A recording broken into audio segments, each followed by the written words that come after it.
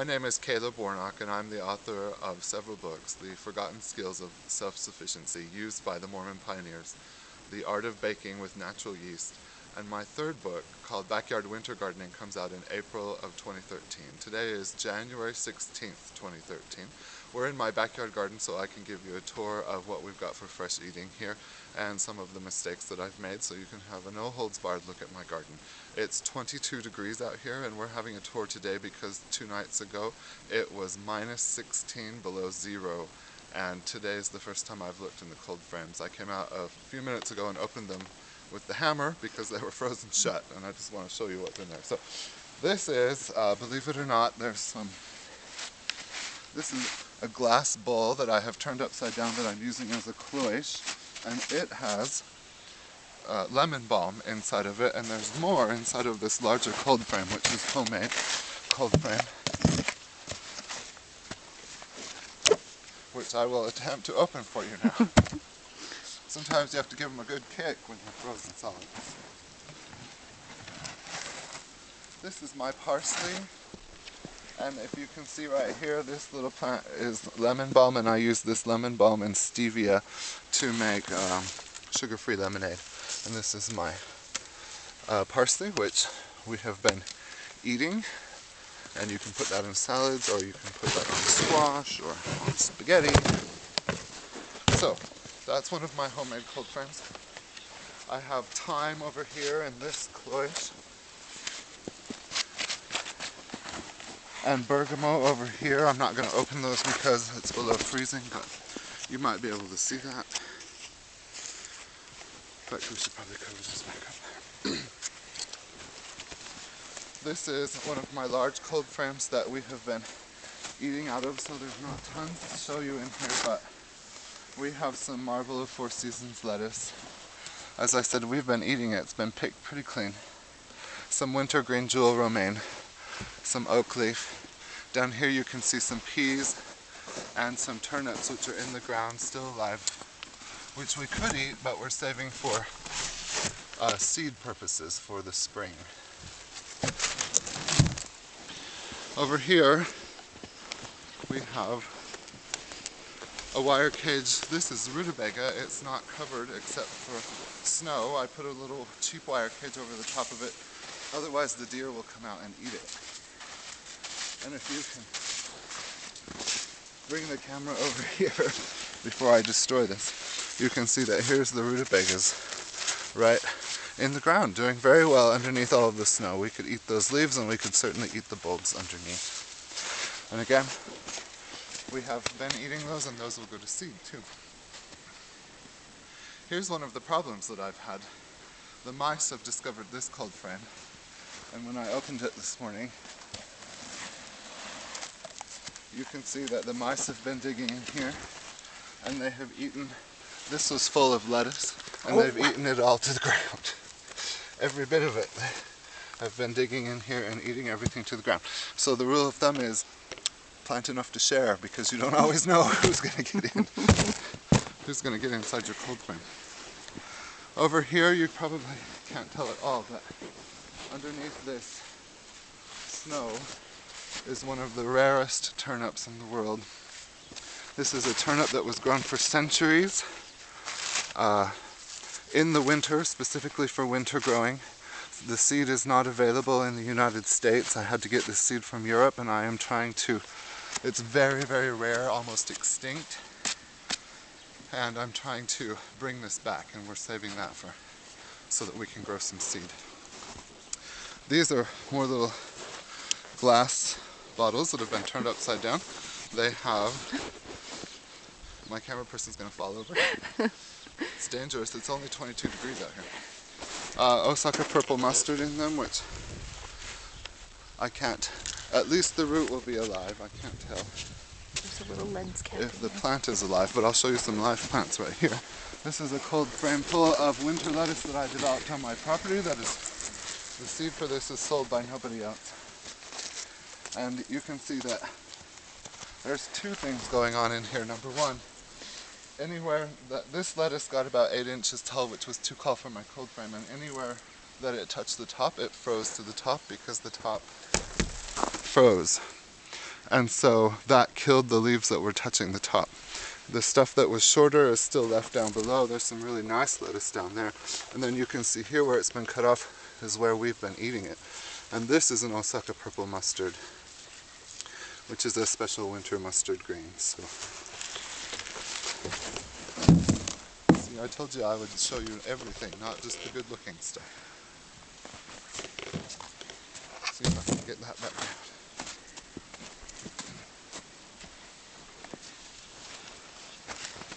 In this bed we have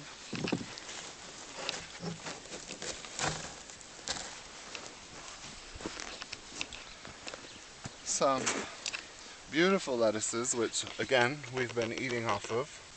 These are cut and come again. These are special winter varieties that are listed in my new book if you're interested. Some of the very rarest lettuces in the world are in this cold frame, and we just cut them off and they grow again all winter long. This is the carrots. They've been covered with my old glass door from the front of the house.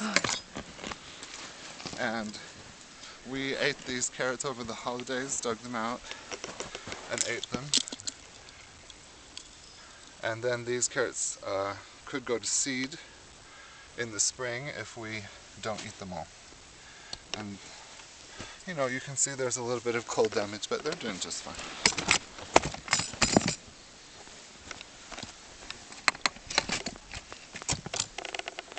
And then I'm going to take you over here. Camera person, you'll have to go right there. This is Ginger, I shouldn't say camera person. You can call me camera person. This is a World War II cold frame. This is one of the original Victory Garden cold frames. This is not a replica, this is an actual World War II cold frame. And these are the rarest onions in the United States. These are the onions that were grown for winter harvesting for hundreds of years in Europe before the invention of the modern grocery store. These onions could be picked and eaten right now.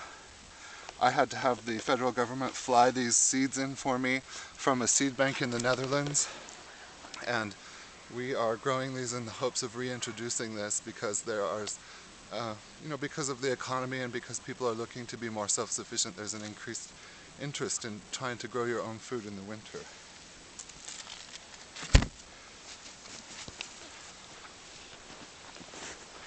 This is a cold frame full of spinach. This is winter spinach, a special winter variety, again, that is, the name of the variety is in my book coming out, the Backyard Winter Gardening book, and we've been eating this spinach all winter long. Look how gorgeous that is. Doing really well, even though 2 nights ago, minus 16 degrees below zero, and there's no artificial heat or electricity anywhere in this garden. This is a tall cold frame, and inside here we have special multiplier onions that were planted in the fall, and Swiss chard plants that we have been eating in salads. I don't know if you can see right there and right there. They've just about been picked down to the ground. And these are special, and all of these are doing very well in the winter, and that Swiss chard is just picking and it grows right back. So.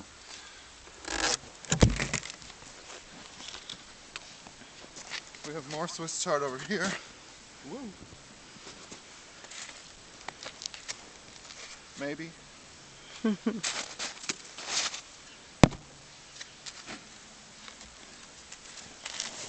Can you see those? And again, we've been eating off of these beautiful Swiss chard.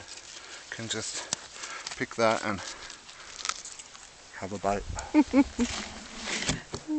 Is it okay to eat with my mouth open while I'm doing it? Just kidding, America. It does taste really good though. In here is a little cloice with another little spinach plant that I haven't seen in about a month, so we'll open this together. And you have to be very careful or else you shatter your cloice like I just did. But look at that. There's my spinach plant. So even if you have a very small garden, however, if your cloche is frozen to the ground, be careful, because now I just broke it. Behind me is another one of my little garden tragedies. This is a cold frame that I bought off of the internet, which is very poorly constructed and very poorly made. And when it gets snow on the top of it, the lid collapses in like this. And I don't know if the camera can see this, but this has baby cabbages and lentils in it, which I'm afraid will probably not make it because the cold frame collapsed under the weight of about probably 18 inches of snow a couple of weeks ago, and these poor plants have just had snow on top of them. So anyway, these are lentils and cabbages. We'll see what happens. This is why I build my own cold frames now. This is cabbage that is almost gone, but it's mature cabbage. It doesn't really need any covering. Oh, there's a little head right there. I picked a head of this a couple of days ago. We've been eating it on tacos. And in fact, I'm going to take this head in with me. We've eaten all the big heads, we just have the little heads left. And this doesn't even need any covering because it's a winter variety of cabbage developed in Europe. Same thing with the leek. I shouldn't have eaten that piece of Swiss chard. I've got Swiss chard in my mouth now.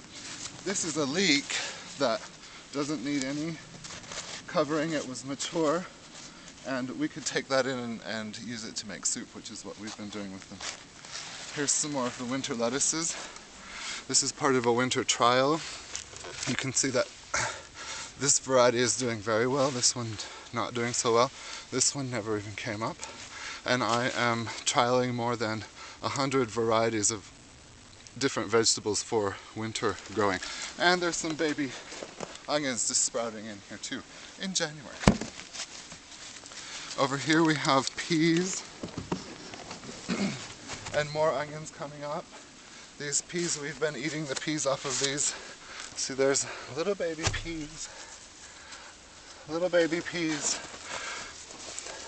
They've certainly slowed down their growing, but in about the end of January they'll start producing more fresh peas.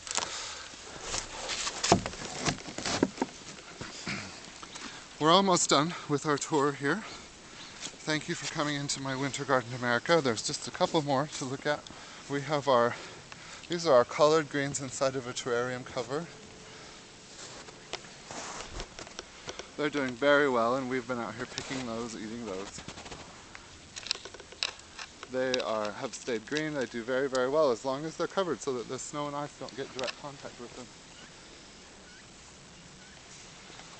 And this is, again, some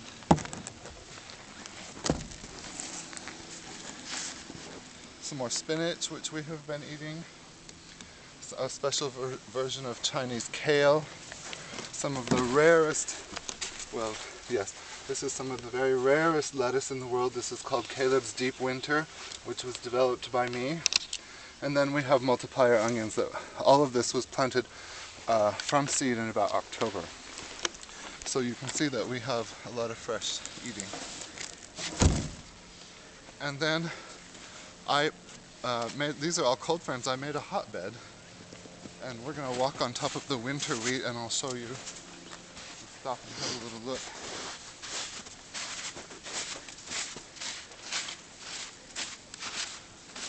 This entire space is planted with winter wheat, which is, I don't know if the camera can see that or not. And this was planted about September. It looks like grass right now. This will produce wheat that'll be ready to harvest in the first week of June. And this entire area is planted with that.